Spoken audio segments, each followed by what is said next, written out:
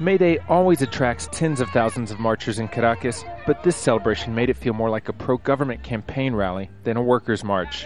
This sea of red T-shirts out here in Caracas not only shows support for International Workers' Day here, but it also shows the wide support that President Hugo Chavez has for many of his reforms. His latest, a new law expanding workers' rights. People here tell us that they say he's still working hard for issues important to them.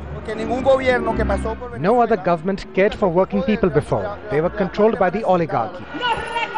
The new law shortens the work week from 44 to 40 hours, gives both women and men more time off after the birth or adoption of a child, and, among other things, forces companies to contribute to workers' savings accounts. Chavez signed the new law on Monday, just before departing for another round of cancer radiation treatment in Cuba. He said it will help strengthen socialism. Ustedes saben que tienen en mí un aliado incondicional. Workers should consider me an unconditional ally. As long as I am here and alive, consider me another worker who will always be alongside all workers of the country. But Chavez's opponent in the October presidential election says the president is more concerned with building solidarity for his revolution abroad than opportunities at home. This president generates work in other countries. He's a champion of creating jobs in other countries. And for Venezuela, what?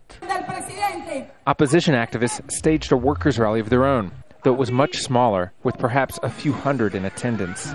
The new law and Chavez's continuing treatment for cancer come as the two campaigns prepare for the final stretch ahead of the October 7th election.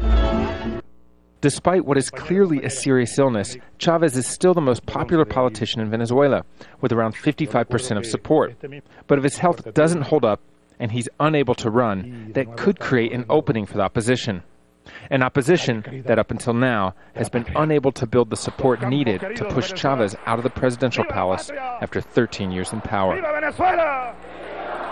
Adam Rainey, Al Jazeera, Caracas.